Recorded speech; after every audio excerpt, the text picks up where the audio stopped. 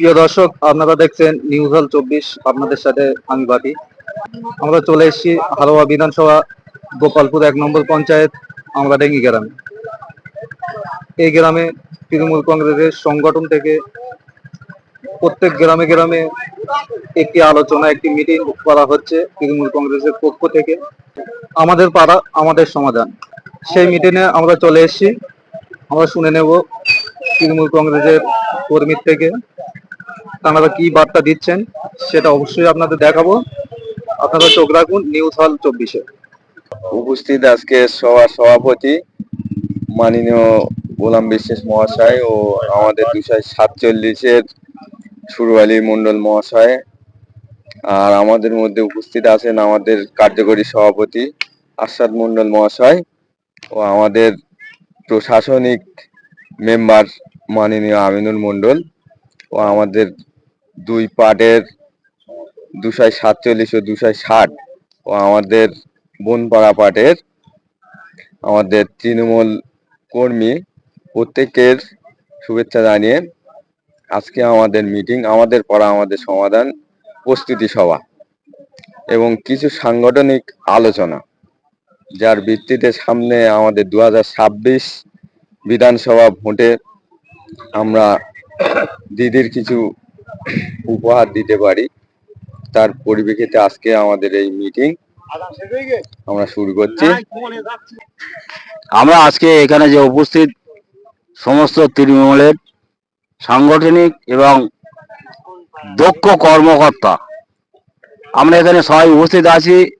আগামী 26-এ যে বিধানসভা নির্বাচন, এই বিধানসভা নির্বাচন উপলক্ষে আমরা একসঙ্গে বসেছি সবাই, আমাদের তৃণমূলের সমস্ত কর্মীবৃন্দকে নিয়ে।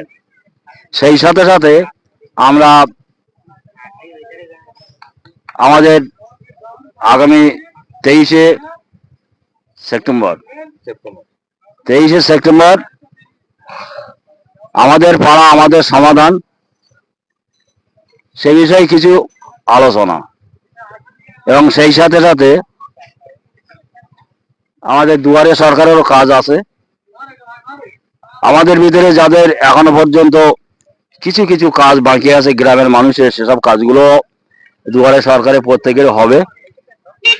তাদেরও সেইভাবে আমরা বুঝিয়ে সুঝিয়ে আলোচনা করে আমরা তাদের কাজগুলো সেইভাবে করব। সাথে সাথে বলি, 26-এর যে নির্বাচন, এই নির্বাচনটা হচ্ছে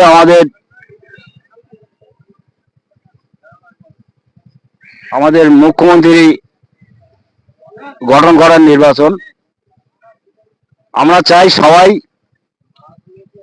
আমাদের দিদি আমাদের সাথে থাক, কারণ তার থেকে আমরা অনেক কিছু উপকৃত মানুষ, গ্রামের মানুষ উপকৃত সর্ব বিষয়ে। কিন্তু সর্ববিষয়ে উন্নতি আমাদের দিদি দেখছে, যেমন লক্ষ্মীর ভান্ডার, বার্ধক্য ভাতা, বিধবা ভাতা, মেয়েদের ছেলেদের স্কলারশিপ, কন্যাশ্রী, রূপশ্রী, সমস্ত বিষয়, গ্রামের দুয়ারে সরকার, রেশন, সমস্ত বিষয় আমরা কোন জিনিসটা পাই না, সর্বকিছুই পাই। দিদি আমাদের এমন একটা জায়গা তৈরি করে দিয়েছে, যাতে আমাদের মেহনতি মানুষ যারা আমরা খেটে খাওয়া মানুষ, আমরা হয়তো অনাহারে অর্ধাহারে কিছু কিছু দিন আমাদের থাকতে হয়, যারা আমরা খেটে খাওয়া মেহনতি মানুষ। কিন্তু দিদির এই প্রকল্পগুলো পেয়ে আমরা খুবই সন্তুষ্ট। এই বিষয়ে বলার কিছুই নেই। আমরা শ্রদ্ধা করি দিদিকে। আগামী দিন 26-এ আমরা আবার দিদিকে সেই জায়গায় আনার প্রস্তুতি নিচ্ছি, যাতে করে আমরা দিদিকে আবার সেই তার জায়গা, তার আসন আমরা ফিরিয়ে দিতে পারি। এই বলে আমি বক্তব্য শেষ করছি।